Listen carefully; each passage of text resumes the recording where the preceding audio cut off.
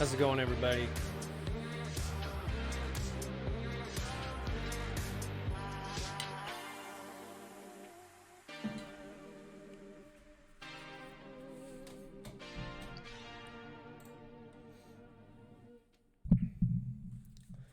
It is a beautiful Wednesday.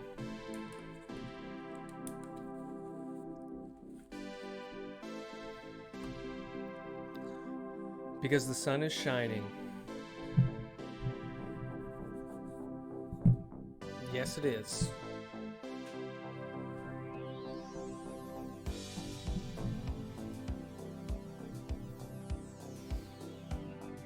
How's everybody feeling?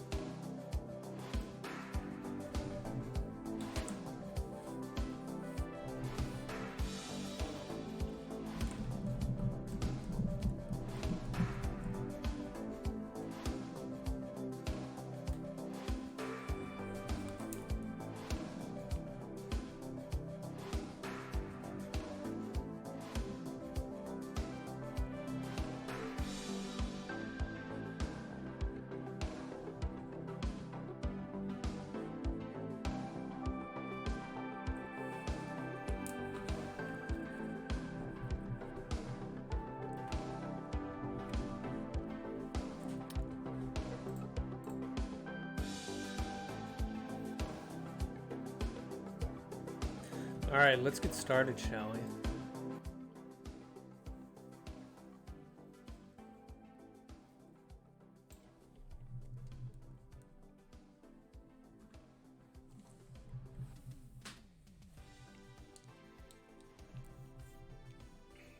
All right, today we're talking about state feedback control. So we've introduced a couple transfer function techniques over the last 2 lectures. Whenever you're using transfer functions, Laplace transforms, that type of control design, we call those classical control techniques. Or sometimes they call them traditional control techniques. So alternatively, we have what are called modern control system design techniques. These techniques use state space models, and they rely on what we call state feedback to achieve control.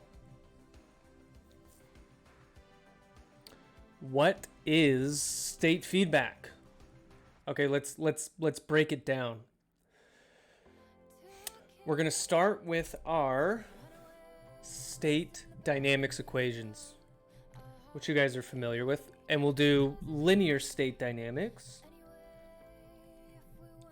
So you have the first derivative of your state vector is equal to your A matrix, which is also known as the system matrix, times your state vector, plus your control influence matrix times your input vector. And I also want to point out the sizes of each of these matrices and vectors.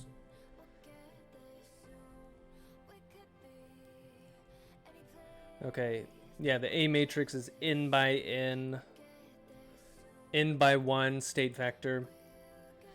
Let's assume generally that we have m inputs, so it's m by 1, and that of course means that the B matrix has to be n by m. All right, so that's just linear state dynamics equations. Now, the stability of this system, as well as the transient performance, which I mean as settling time, natural frequency, those kinds of things, Those are based on the eigenvalues of the A matrix.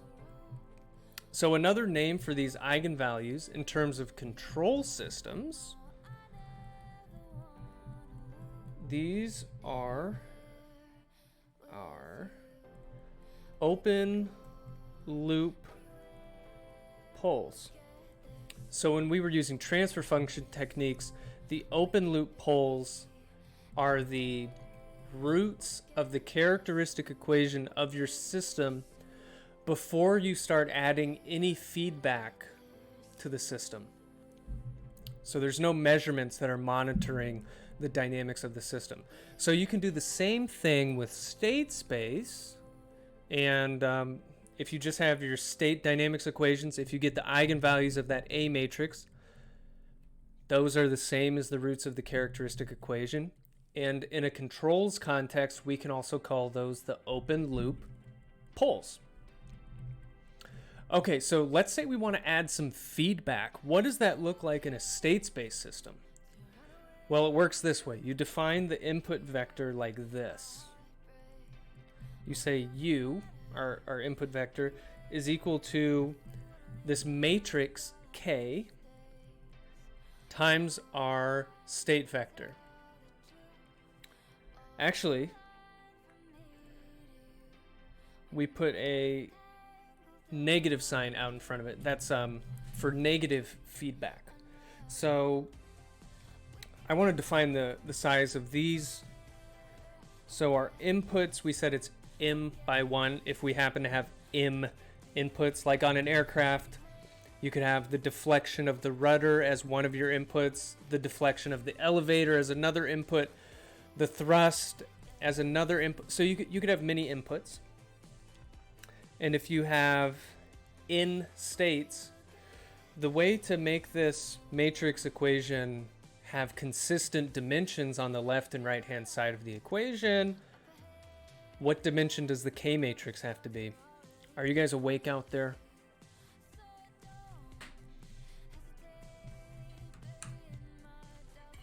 What size does that K matrix have to be? And would you bet your life on your answer? Dilly coming in with the... Very nicely done. Okay, thank you guys. Okay, so K is called the feedback gain matrix.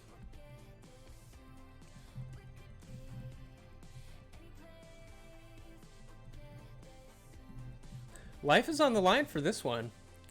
Potatoes half awake. Dude, slam some coffee. Slam your finger in a door. Whatever you need to do to get amped for what's happening right now. Because lives are at stake. You don't know when I'll ask another life or death question to you. Okay, so why do we call this feedback? Well, the input depends on the states themselves. So it's interesting because the input excites the dynamics of the system, which changes the states. And then we're saying, okay, now the input is a function of these states based on the feedback gain matrix multiplying the states. So it's kind of like this implied feedback loop there.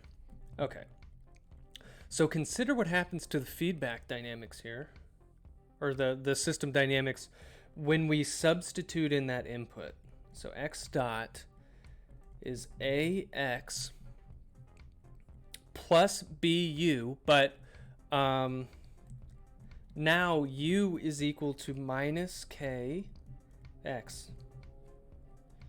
So this means that x dot is equal to a minus bk times x. And we're going to call this a minus bk our closed loop system matrix. So that's why I'm adding this sub CL here. Closed loop system matrix. All right. So effectively, by adding that state feedback, we made a new system matrix.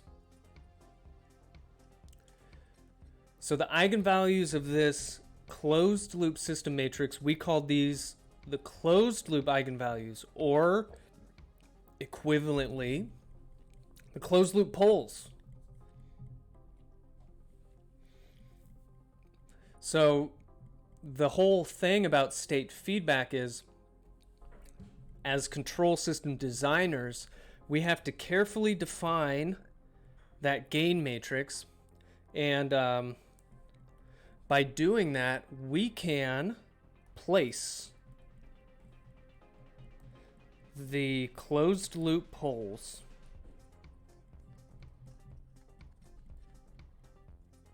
wherever we want. Whatever you want to do, you're going to make that your reality. You're the control system designer. There's a little caveat. We can place those poles wherever we want, as long as the system is what we call controllable. And that's not just a generic term. It actually has a technical meaning. And I'm going to tell you more about that at the very end of this lecture. All right, let's do an example. We're going to do an example to show you what state feedback is all about and how it works. And we're not going to apply it to an aircraft yet. We'll get to that next time. Okay, so let's consider just a kind of generic second order system. -1, 1, 0, 4. So I'm applying some numbers to this. 0, 10. So this is our A matrix. This is our B matrix. This is our state vector. The derivative of our state vector. So, like using the dimensions we had up above, n would be equal to 2 and m would be equal to 1. So we can kind of use that to check the size on everything. So this is our like open loop system. There's no feedback yet. Let's look at the characteristic equation, because I want to figure out what my open loop poles are before we apply any control system. The way you get the characteristic equation for a state space system, you take the determinant of lambda times an identity matrix minus your system matrix. You set that equal to 0. All right, so let's work this out. We're going to have lambda plus 1 minus 1. So I'm filling in this matrix here. 0 lambda minus 4. So this is lambda times the identity matrix minus A. I have to take the determinant of this, set it equal to 0. How is m equals 1 in this example? Gotcha. So we're defining m as the number of inputs, right? Now, the way I can tell that m is equal to 1 is actually from the B matrix here. Because I didn't tell you exactly what u is. I mean, it is a scalar, but the B matrix is 2 by 1. And whatever that product is of the B matrix and u, it has to end up as a 2 by 1, because the dimensions on the left-hand side have to equal the dimensions on the right-hand side. So this product has to be 2 by 1. The only way I can do that is if I have a 2 by 1, the B matrix, times a 1 by 1. Does that make sense? If I had u be any other size, it wouldn't even be able to multiply out, actually. Well, that's not true. U could be like a row vector and it would still work out, but the big thing is the dimensions on the left and the right have to match. So what do the numbers in the B matrix represent? So B is called the control influence matrix. Are they like the amplitude of the input? No, they're not the amplitude of the input. They are... How do I put this?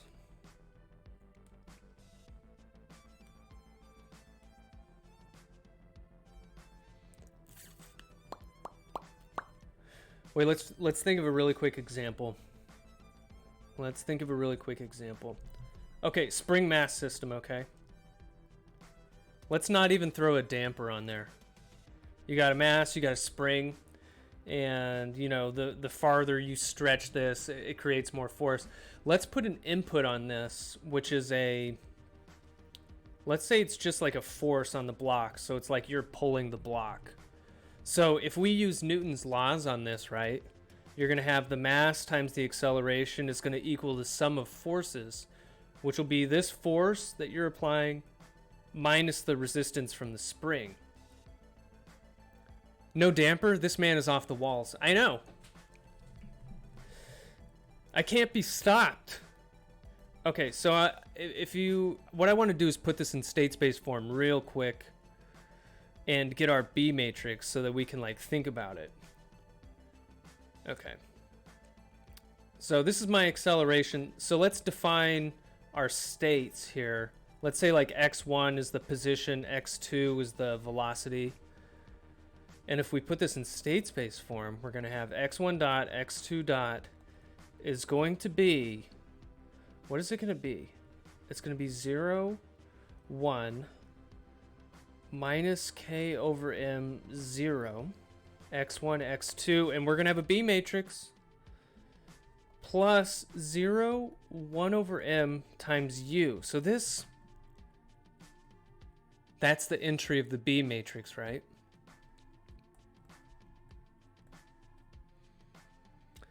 So this doesn't affect the amplitude of the input. It's like, it's separate. Whatever u is, like if I have 5 forces, 5 pounds of force, whatever, it's just going to be multiplied by 1 over m.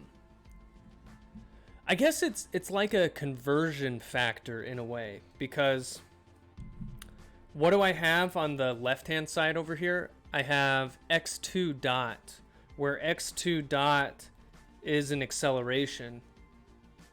So this on the right-hand side has to be an acceleration as well. Like the units have to be consistent. So if u is a force and I divide it by a mass by multiplying with the B matrix, that's going to be acceleration, right? So one purpose of the B matrix is like conversion between what the input actually is and what the resulting quantity is in terms of the state. And it also tells you where a force is applied in a way. Like, because this 1 over m is at the bottom of the B matrix, it tells me that this input proportionally affects the acceleration, but it doesn't directly affect the velocity. That force only affects the velocity by means of the acceleration. So that's another piece of information that the B matrix gives you.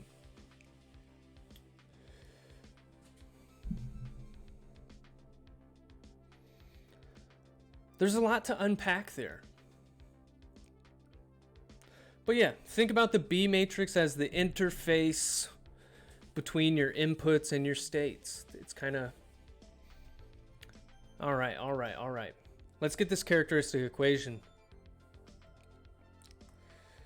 If I take the determinant of a 2 by 2, this is going to be lambda plus 1, lambda minus 4 equals 0.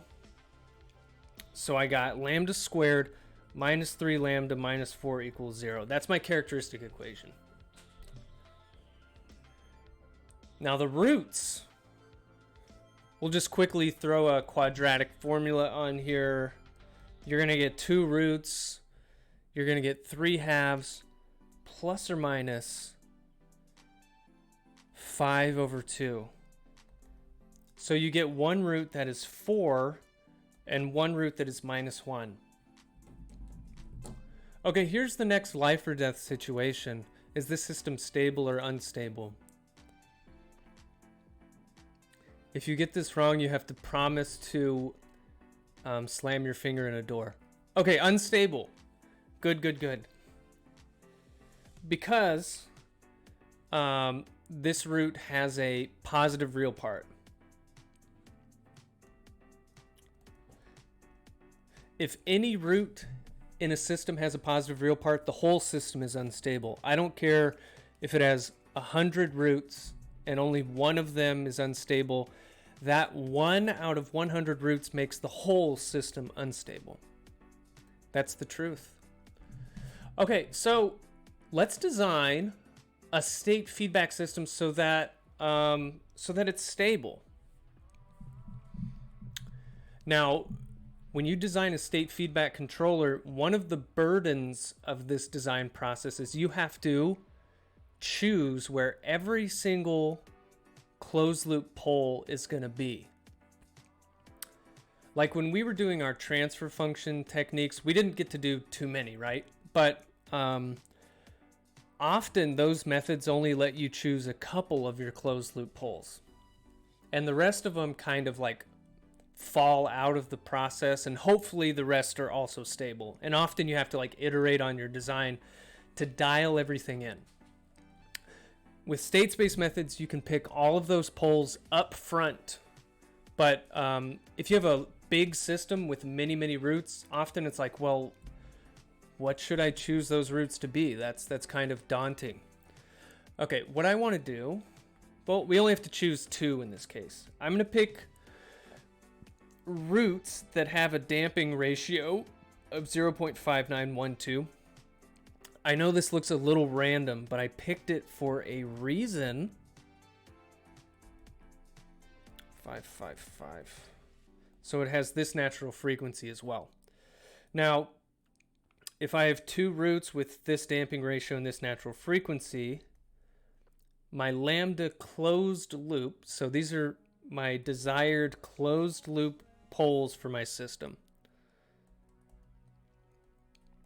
This is just what the roots are for a second order underdamped system. So that means these are my roots.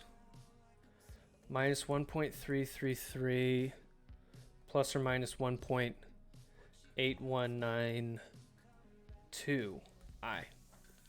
Okay, why did I choose these? What do they even mean? Well, these roots result in a settling time of 3 seconds and an overshoot of 10%. So what do I expect this system to look like over time?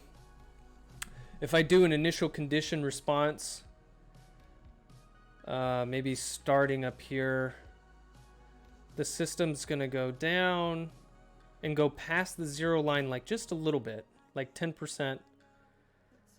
And then it's going to come back. And it's basically settling within 3 seconds. So often when you choose poles for a control system, you choose by starting with a picture in mind of like, well, what do I want my system to do?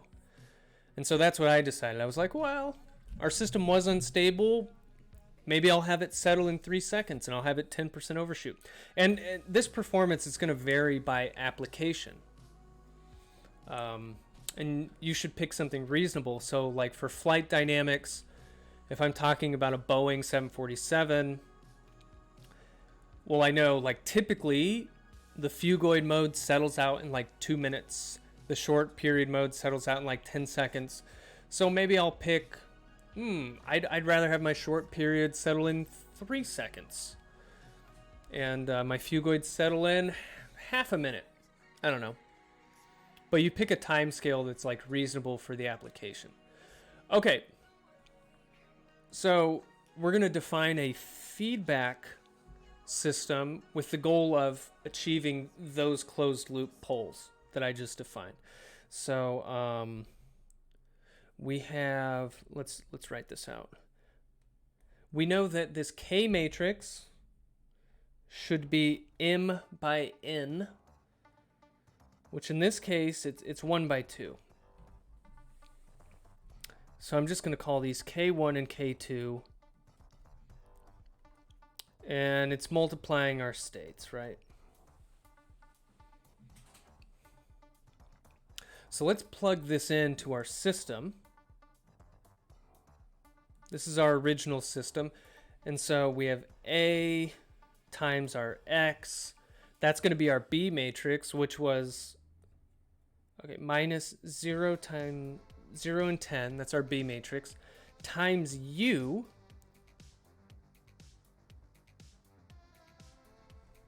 And U is K1, K2, X1, X2.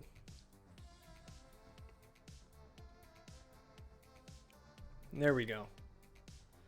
So let's keep working with this. Now this is like a little bit of a strange matrix to multiply out. But it's 0 times K1, so these elements times each other. 0 times K2, 10 times K1, 10 times K2. This is called the outer product. But that's how we multiply out those guys. And these entries are, those are just 0.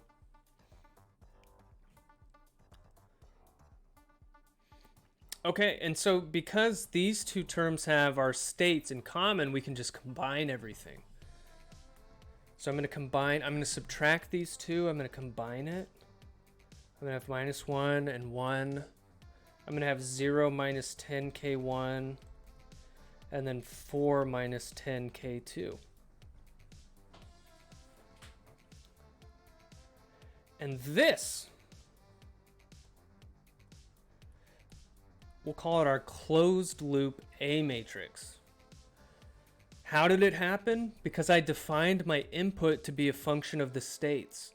So it's like some sensor measurements are monitoring what my states are, and then I'm choosing my input based on those state measurements. And effectively, it creates a new A matrix, because now I have these two terms sharing state information. Okay, so let's get the eigenvalues of this new closed loop matrix. These eigenvalues will be the closed loop poles. They won't be the open loop poles anymore. So we do this in the exact same way though. We got to do the determinant of this guy. Okay, so this matrix in here, it's going to be lambda plus 1, minus 1, 10k1, lambda plus 10k2 minus 4. We have to take the determinant. So if we multiply this all out, lambda plus 1, lambda plus 10k2 minus 4 plus 10k1 equals 0. And if you multiply all of this out, you're going to get lambda squared plus 10k2 minus 3 times lambda plus 10k2 plus 10k1 minus 4 equals 0.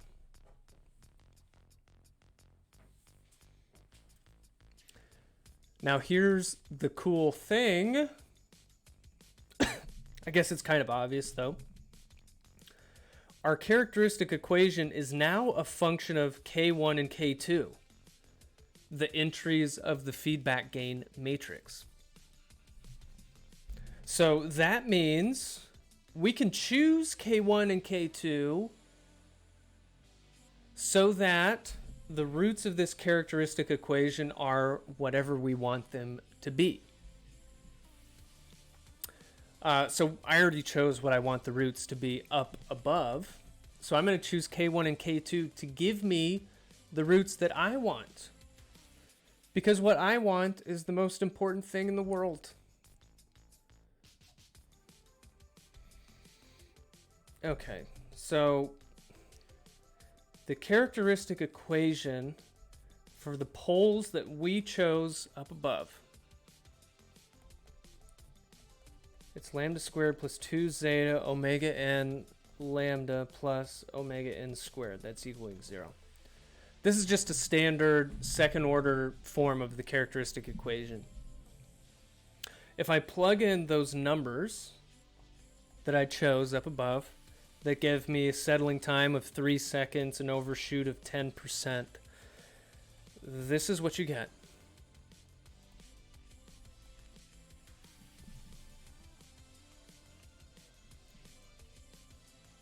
All right.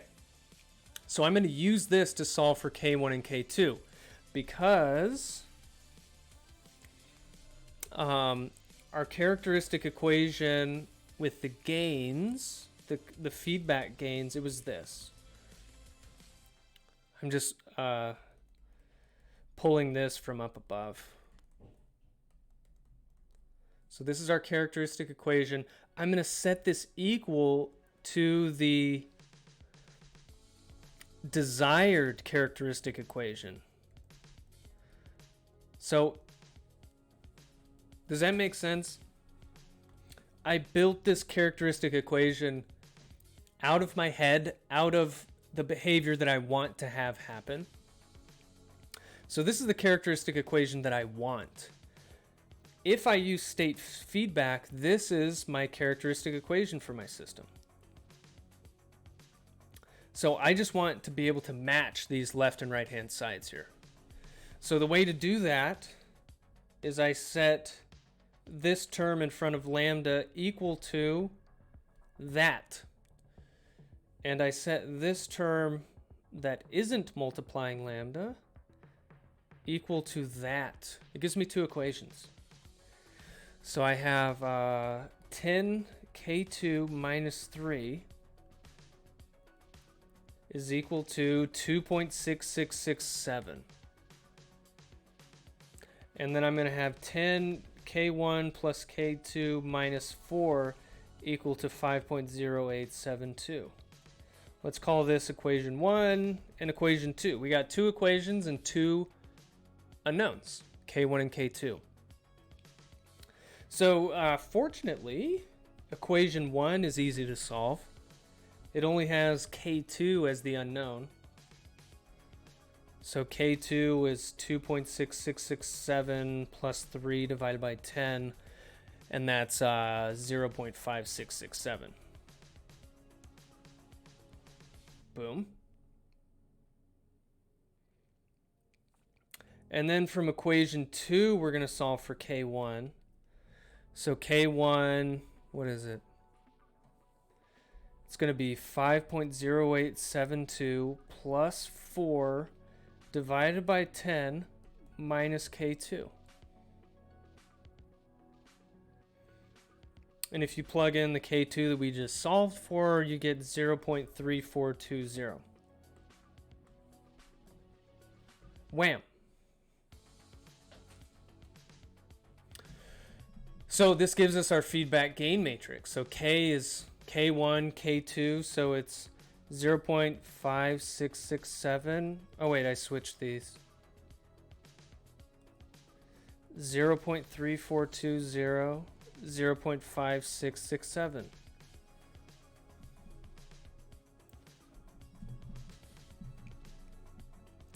All right, what I want to do is go into Matlab. I want to check if this did the trick. Let's do it, shall we? So my A matrix, what was it? Where'd you go? -1, 1, 0, 4. B matrix was 0, 10, like a column vector, so I took the transpose here. And then I just solved for this beautiful K matrix. 0.342, 0.5667. And then my closed loop A matrix is going to be A minus B times K. And I don't need those parentheses, so I'm just going to get rid of them. Now, my desired poles... Oh, what were those? I want to write it down. Minus 1.333. Let's just do the positive one. It's plus and minus, but... Okay, and then I want to check if the eigenvalues of my closed loop A matrix are equal to this. That was our whole goal, right? So I'm going to run this. And I get these as the eigenvalues, which... Are they equal to what I wanted? Close enough. Close enough.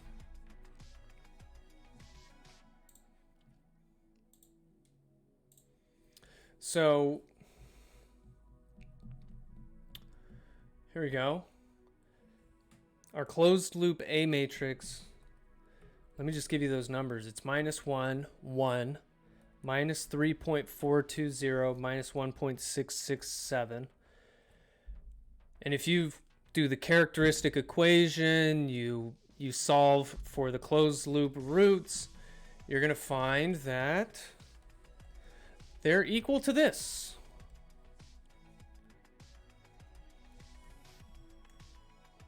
Which is what we hoped they were equal to.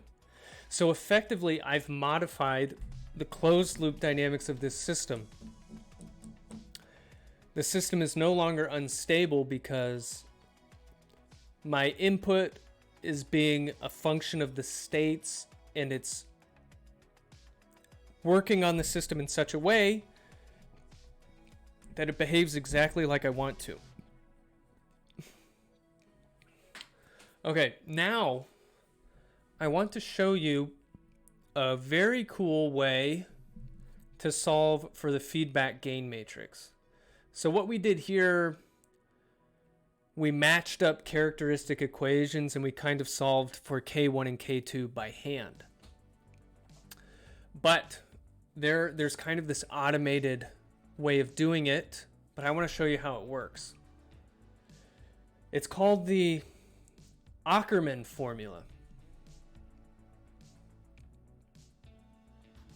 This is a sophisticated technique for calculating that feedback gain matrix. It's really cool how this derivation works out.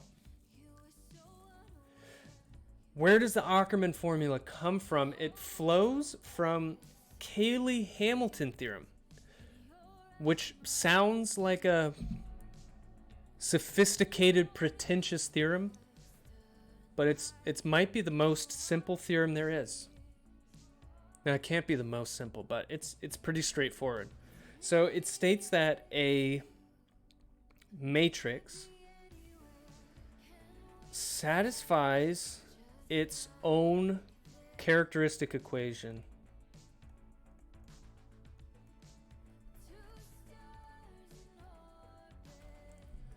That's it. A matrix satisfies its own characteristic equation. That's Kaylee-Hamilton theorem. So what does that mean? So let's explain. So, oh, good grief. Let's ban this bot. Goodbye. Sayonara. Okay. So in the example above, we wanted our closed loop system to have this characteristic equation. And then we chose the feedback gain matrix so that this was the characteristic equation of the system. So Kaylee-Hamilton theorem says that a matrix satisfies its own characteristic equation. So what that means is, if I want my closed looped A matrix to satisfy that characteristic equation, or if it does satisfy that characteristic equation, then this is true. Wherever I have a lambda in here, because lambda satisfies that characteristic equation. When you solve for lambda, those are the roots that satisfy this equation. So you can also solve for a matrix that satisfies this equation. But you have to have an identity matrix here, because this isn't a scalar equation anymore, it's a matrix equation. Because this was 2 by 2, or if you had a higher order system, this would be n by n. So that's all Kaylee-Hamilton theorem states. The matrix satisfies its own characteristic equation. So the Ackermann formula, we're going to derive that. It starts from here, this result from Kaylee-Hamilton theorem. So let's use this equation, this matrix characteristic equation, to solve for an expression for K. And once we get this expression, we're going to call that the Ackermann formula. Okay. So how do we get K from this equation? Well, first, you have to make this substitution, because like the closed loop A matrix is A minus BK, right? So we're going to, everywhere we see A closed loop, we're going to substitute A minus BK. All right, so the first is A closed loop squared. So I'm going to have A minus BK times A minus BK. A minus BK squared, there it is. And then I have plus 2.6667. And if you had a different characteristic equation that you wanted for your system, you would substitute a different number in there. Okay, so I have A minus BK, 872 times the identity matrix. Okay. Now, we're going to multiply this whole thing out. So we're refreshing your linear algebra here. So we're going to have A squared minus A times BK. Remember, with matrices, the order matters. The order of multiplication. So these matrices are not the same thing. A times B times K is not B times K times A. Okay, plus 2.6667A minus 2.6667 BK 0872I 0 2 by 2. So we just expanded out that whole thing, and now we're going to start rearranging these things. And there's like a clever way you can rearrange this. So first, I'm going to gather these terms together. 0872 times I 2 by 2. So I took this term, I took this term, and I took this term, and I kind of just like, I'm pushing those over to the left and organizing them. And then I have these guys left over, those 4 terms. And what I'm going to do, I'm going to gather it like this. I'm going to have minus B times minus 2.666. Wait, actually this should be plus 2.6667K plus K A minus BK. So this weird expression that I just made, it takes care of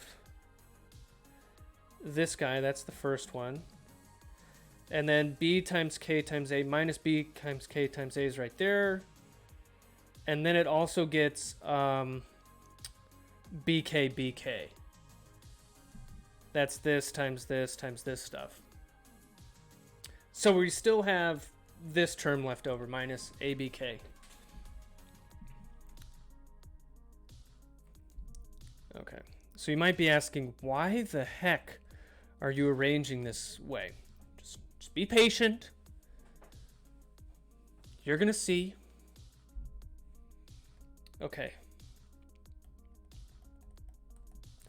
667A. 872I 2 by 2. And now I'm going to have minus BAB. So I'm kind of taking these two terms and I'm making a matrix out of it. And then this is going to multiply minus 2.6667K plus K A minus BK. And then this bottom row is just K.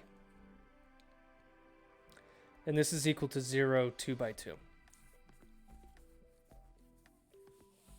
And remember, our goal here is to solve for K. We're almost there. We're getting very close.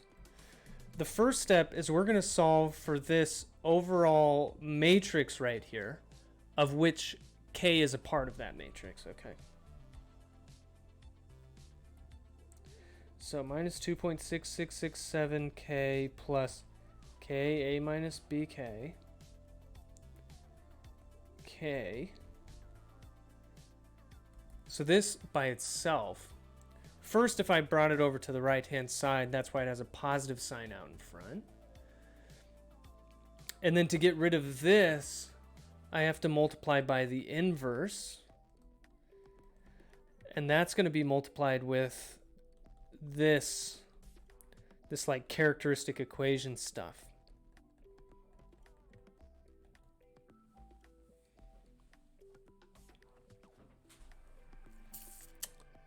Okay. Now what I want to do, so remember we're getting K. I want to go over to Matlab really quick, and the reason is I want to multiply this expression out for our example problem. Let's do that. Let's do that. Okay, so we're going to have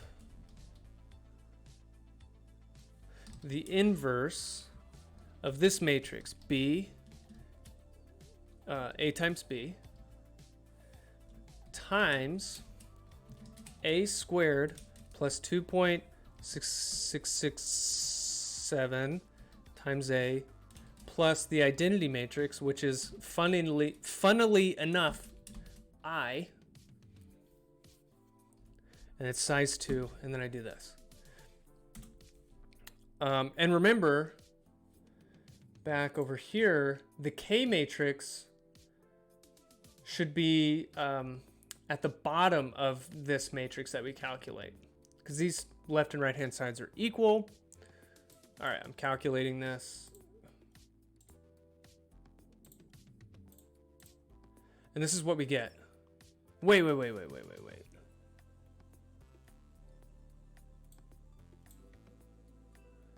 This does not look like what I wanted. What happened to the 5.0872 in front of the I matrix?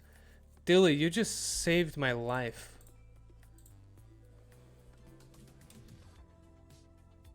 Oh my goodness.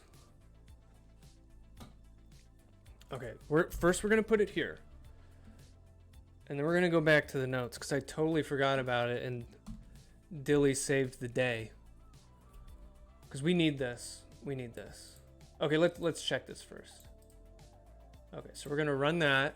What did it give us? Okay, look at the bottom row. And remember the K matrix we calculated earlier. Boom, it's the same.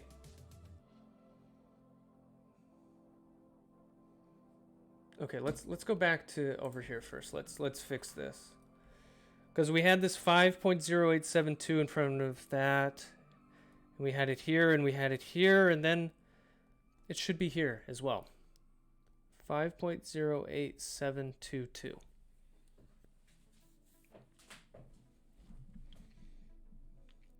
So, if I just want the K matrix by itself, since I know it's the bottom row of that matrix we just calculated, a way you can do that is you can multiply this out in front by 0, 1, because that'll automatically just grab the last row. 5.08722i.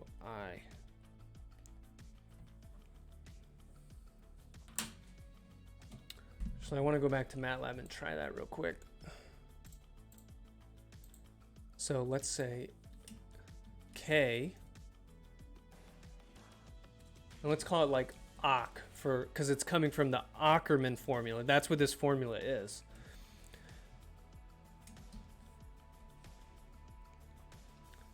Let's run that.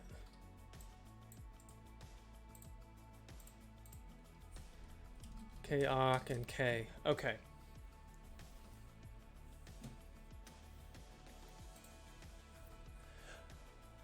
I want to tell you a couple things about this formula. First of all, so we just put in a lot of work to derive this formula, right? Why this formula is cool is it can work for many different systems. Like if I want different roots, here you have basically you have this term that's related to the characteristic equation. And if I want different roots, I can just change these terms and it'll change where the roots go. Okay, so it has that customization. If I have a higher order system, this equation works out in a very similar way. Where you just enter a larger characteristic equation, and this matrix will get larger too. Let me explain what this is. This BAB, this is called the controllability matrix. Why do we call it the controllability matrix? Because in order to calculate this gain K, in order to be able to calculate our feedback gain matrix, I have to be able to invert this matrix, right? Now we know that many matrices are not invertible. If it turns out that your system, your B and your AB matrix, if you stack them side by side, and that turns out to not be an invertible matrix, that means you can't calculate this inverse, you can't calculate a feedback gain, and that means you can't control the system. So it's like a mathematical thing, but it tells you a very practical thing. Like, for example, if you try to control the pitch of an aircraft using a rudder, for example, the rudder doesn't affect pitch. What you would find if you built a controllability matrix that has the system dynamics connecting the rudder to the pitch dynamics, you would find that this matrix is not invertible. And all that would be telling you is that, like, hey, based on the math here, you can't control the pitch of the aircraft with the rudder. So this is a very cool, like, it's a mathematical thing telling you a very practical thing. Okay, let's see here.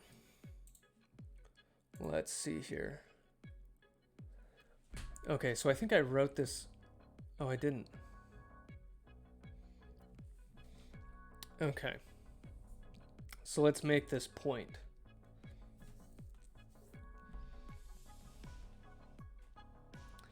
The controllability matrix is defined as, let's just call it like a curly capital C. That's how you'll often see it in textbooks. It's B times AB, and let's be generic here. If you have a higher order system, you do higher powers of A, and you go all the way up to A to the n-1th power. Does the controllability matrix include the inverse sign? No, it doesn't. So here, what I showed here, what I circled is the inverse of the controllability matrix. But the controllability matrix on its own, it's just this. Like in this example, we had a second order system. So n was equal to 2. So if you go up to the n minus 1th power of a, that's just a to the first power. So that's why I just have b times ab.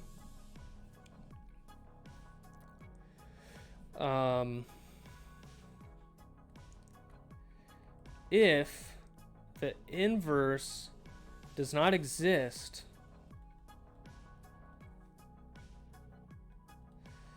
your system is not controllable. And you need to rethink how you're trying to control this system.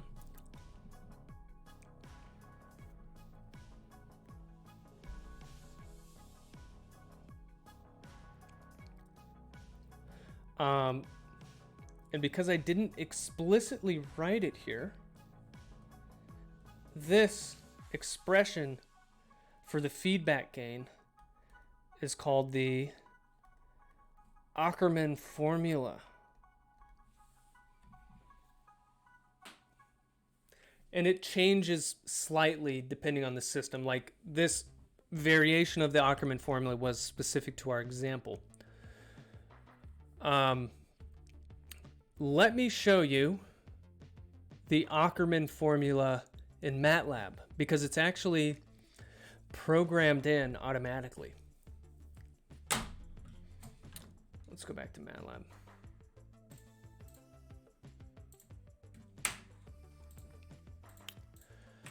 Okay. Let's call this koc2. The way this command works, it's the Acker command. And actually, I need to check the syntax here. So let's do help Acker. Okay, so what you do is you give it the A matrix, the B matrix, and you give the poles that you want. All right, let's do it. We have A, we have B. Lambda close. Okay, so what we need to do, lambda closed loop, but we also have to give the minus sign or the conjugate root. So it's not the negative of the root, it's just the imaginary part is negative. So a quick way to do that is use the conjugate command. Lambda. So I'm getting the complex conjugate of that. All right, let's run this. Let's see what it does.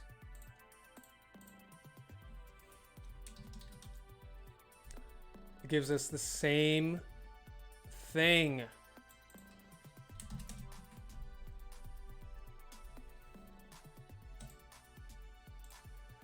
And it's really sweet because we could you know, I could quickly change these to something else. I don't know, maybe make a faster settling time.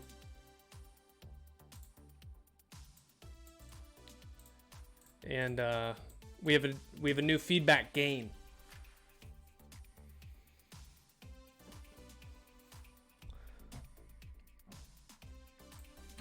So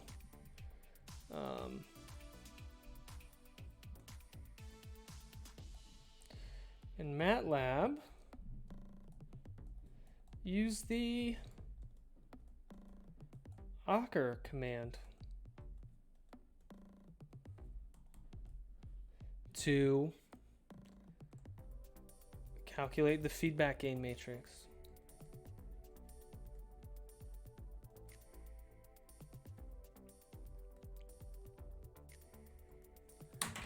But now you know what it's doing behind the scenes. It's using a formula like this, which can easily be adapted to different controls problems. So the next thing that we're going to do, next lecture, we're going to apply this to a flight dynamics problem. And you'll see that it's, I think, a lot more straightforward than the previous techniques we were looking at. This technique is easier, at least for doing just stability augmentation, just for changing the closed loop poles. It gets a little tricky. I'll explain how it gets tricky, but you have to use what we call estimators, because in order for this control system to work, you have to have some way of measuring or estimating all of your system states. And in reality, usually you can't measure all of your system states, either because it's too expensive, or you just there's no sensor that can possibly get the job done. So estimators, what they do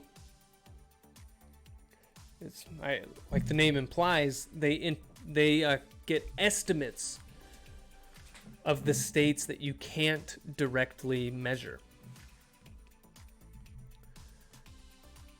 And estimators are everywhere. They're in your car, they're on your phone, they're in aircraft, they're in spacecraft, they're on boats, they're everywhere.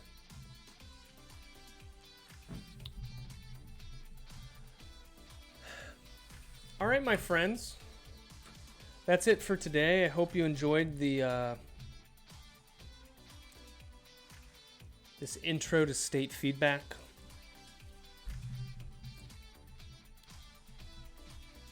It is a fascinating topic.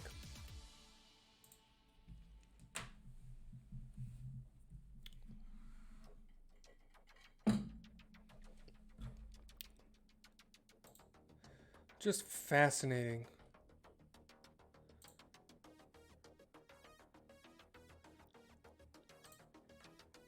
For number one on the homework, how do we approach doing the height incursion? What do you mean?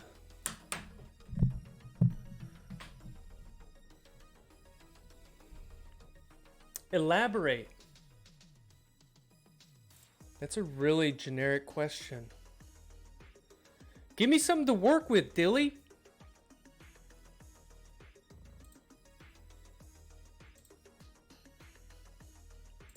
Because we're plotting the delta H, do we have to do an integral of the delta H to get H max minus H min?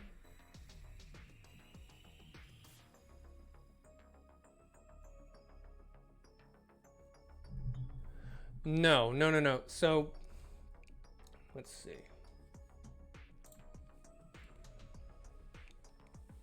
So we have, wait, let me pull up that assignment, make sure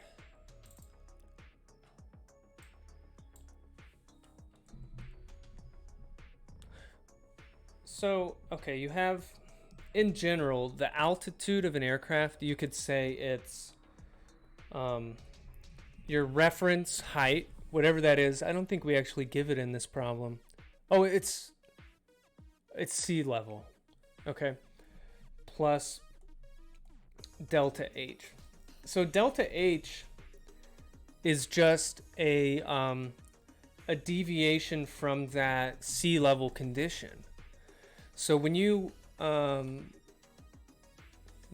solve for delta H and you integrate that equation, I don't know, you'll get delta H looks something like this, right? And the zero condition here would just be like H whatever. like sea level, I guess. So I'm going away from sea level, I'm going below sea level, blah blah blah. All this problem is asking of you is, what's the maximum height excursion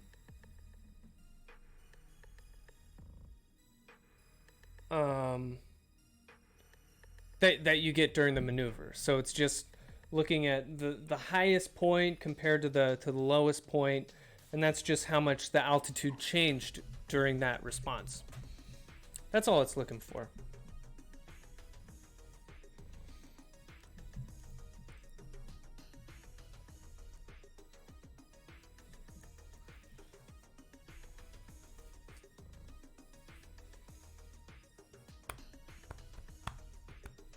I thought the initial command was plotting h dot, not delta h. Yeah. It's getting delta h, not h dot.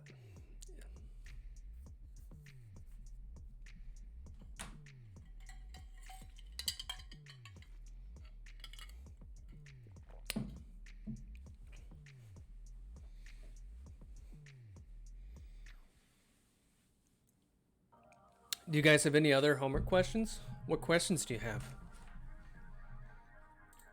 Let me know. So the initial command plots our inputs. No, the initial command takes a state-space system and it just looks at the homogeneous equation. And if you have your output equation,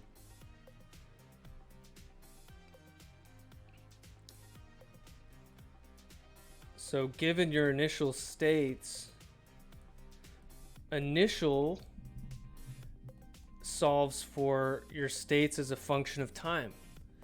So there's no input to the system. Initial just does the initial condition response. Some non-zero initial conditions, and you just let the system do what it does. That's all it is. So you have to define A, C, X naught, and then it gives you back this. Oh, I'm confusing states with the inputs. Yeah, well, the initial command doesn't, let's be careful here. It doesn't plot your states. The initial command, I'm writing the wrong thing. Okay. What the initial command gives you is your outputs, y of t. So it's giving you this.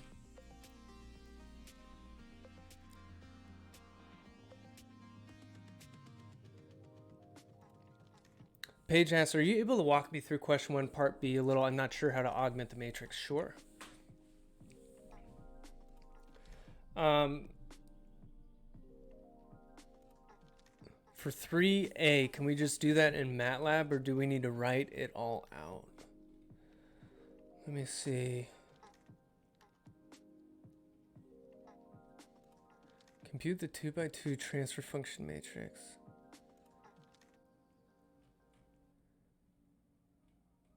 Sure, if you want to use the symbolic toolbox, you could do that. But remember, it's asking you not to plug in numerical values.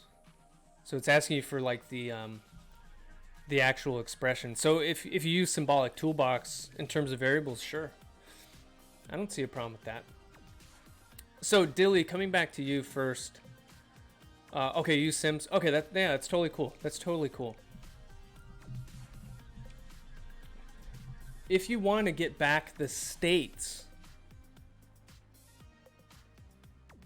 so if you want y, your outputs, to be equal to the states, this implies that your C matrix is equal to identity, right? Because y is C times x.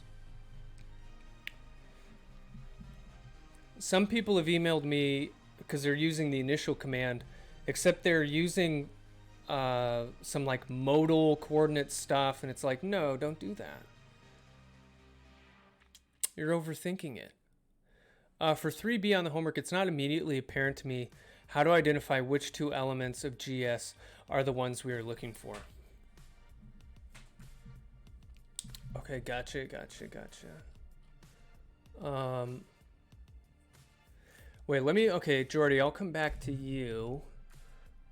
Paige was asking, how do you augment this matrix? Okay. Okay, so first you have a second order state space model, right? You got it up here in matrix form. And then we give you a third differential equation, because there's one differential equation in here, two differential equations, and then a third. And so we're just saying, adjust this so that now you have a third state, delta H. So the way that I would do this, let's go back here. Let's go here. Let's say, like, I'm just making up something here. A, B, C, D, X2.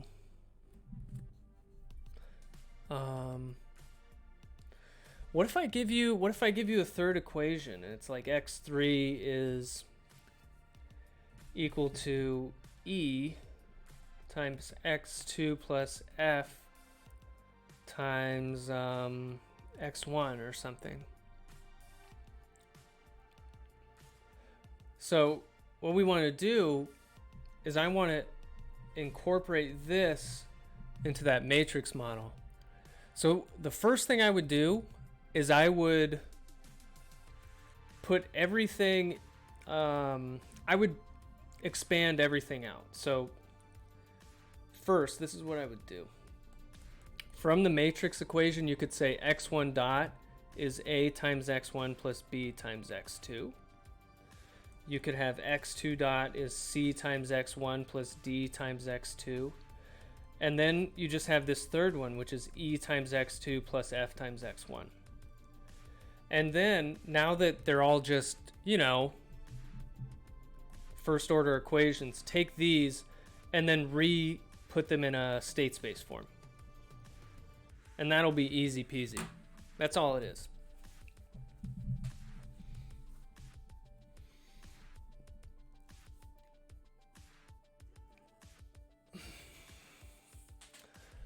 Okay, Jordy.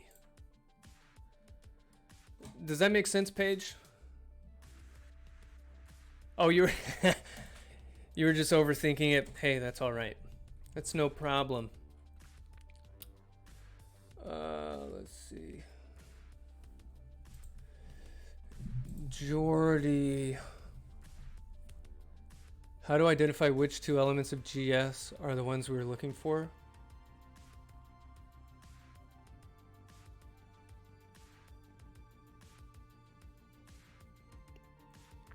Okay, so, the way to break that down, you see this equation for GS. Where this originates is right here. You have your output vector in the S domain is equal to CSI minus A minus 1B plus D times the input vector. So this is G of S, right? So let's say, you know, I have different inputs and outputs. Let's rewrite this thing. We could have Y1 of S, Y2 of S. Let's say I have 3 outputs. And it's equal to G times, let's say we have 2 inputs.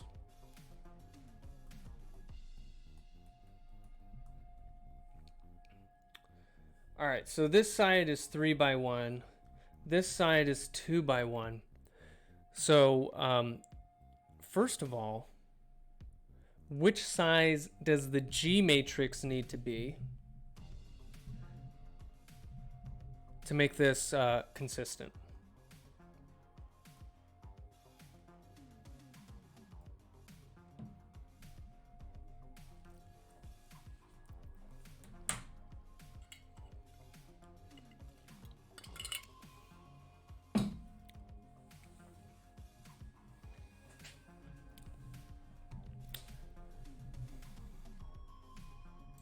Are you here, Jordy? You're not getting away from this. Okay, good. Okay. So, good. Okay, 3 by 2. So we'll have like G11, G21. So let's just say these are the elements of it, right?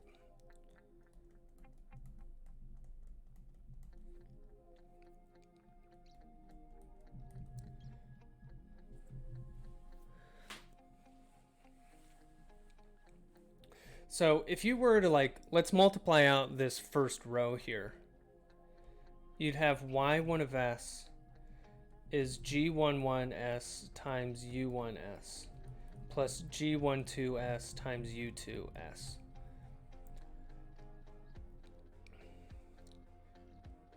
So each of these transfer functions is output over input. So this would be the transfer function Y1 over U1. And then this one would be Y1 over U2.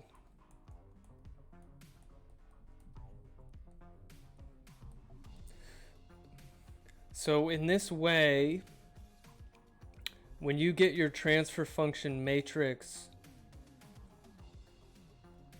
this one's going to be like Y1 over U1. This is Y1 over U2.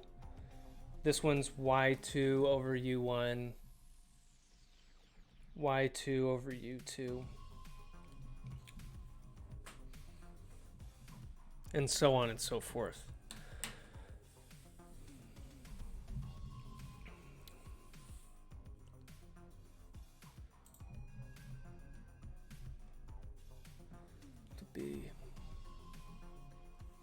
Does that make sense?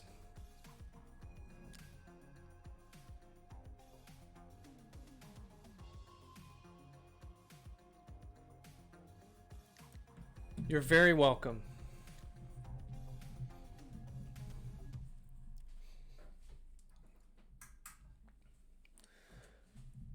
Okay, cool.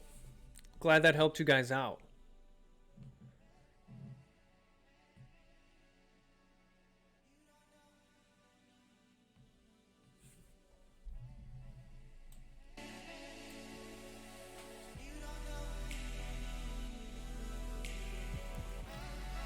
Do you guys have any other questions?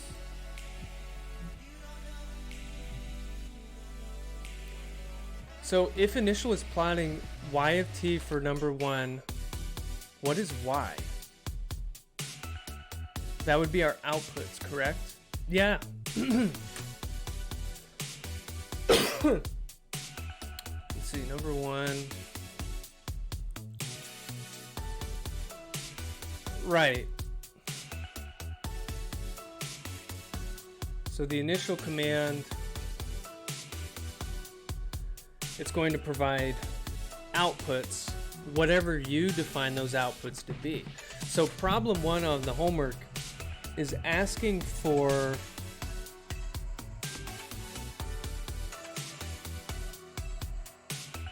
this, like the states, right? It's asking for delta U, delta theta, and delta H.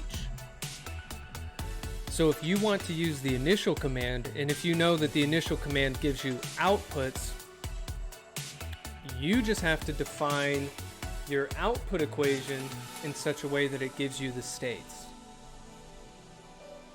Which is what I was, that's what this is talking about here. If you want the outputs to be equal to your states,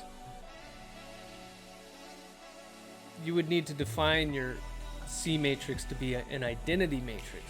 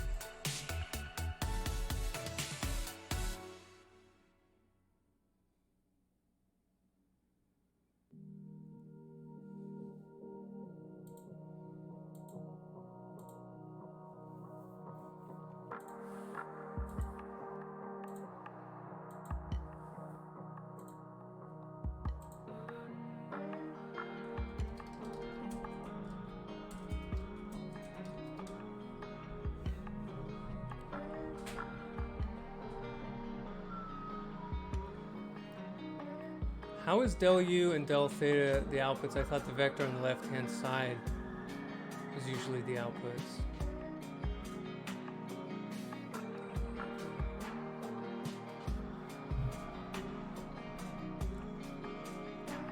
Okay, here we go. Let's make sure we have the same language here. So, we're talking about a state space model. So a state space model has two parts. It has your state equation, and it has your what are called the output equations. So when I say outputs, this y vector, these are your outputs. X is your state vector. So, and this is just the derivative of your state vector. So let's see here.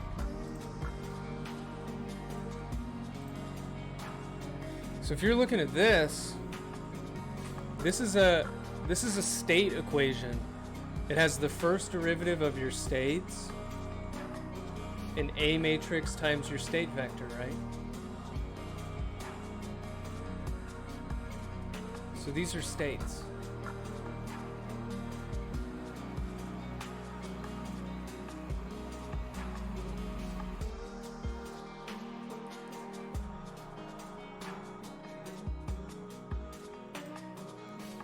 And so all I'm saying regarding the initial command in Matlab, the initial command solves a state space equation like this, except it's not considering the effective inputs.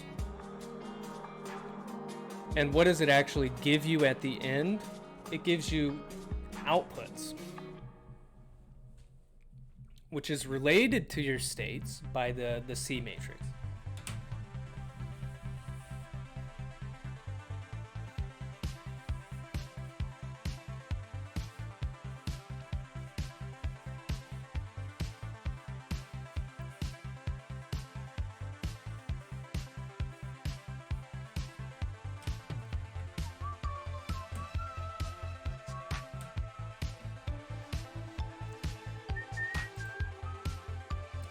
How do we know that C has to be the identity matrix? Because on homework 10, didn't we use C as zeros or one of the other lectures? Look, don't overthink this. Don't overthink this.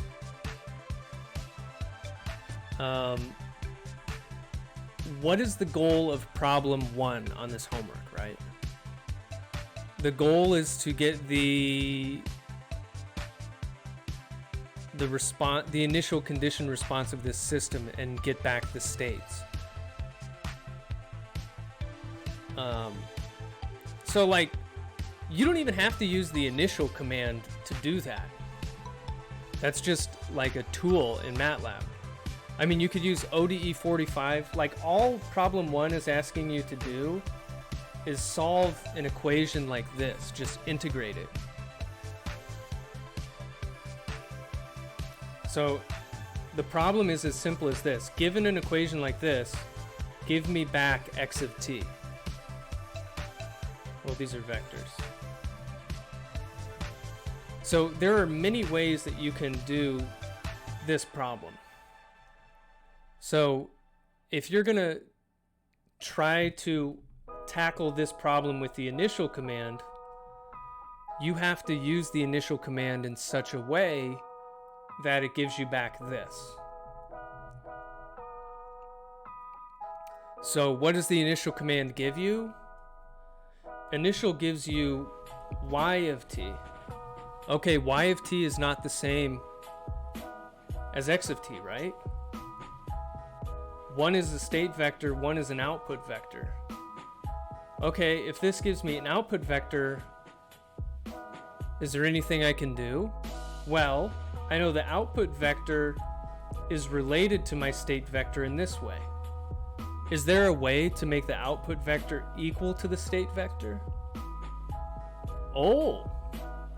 If the C matrix is identity, then outputs are equal to inputs. I mean, outputs are equal to states.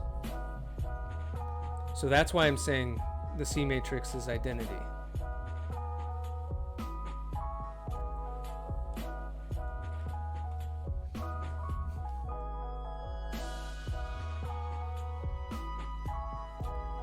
Does that help you?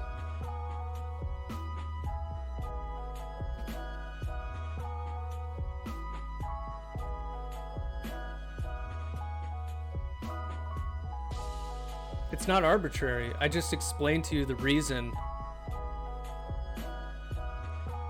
why it is what it is. It's never arbitrary.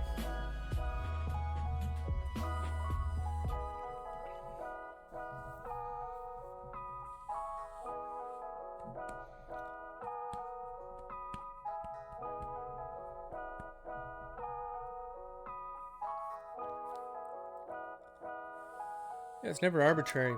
C is whatever your outputs are. I mean, it's related to whatever your outputs are. Like in real life, your outputs are coming from sensors. And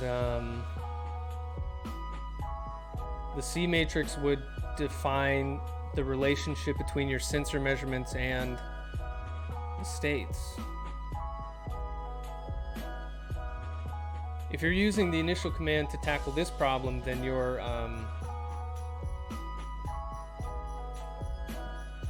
yeah, I was gonna say the same thing I said before.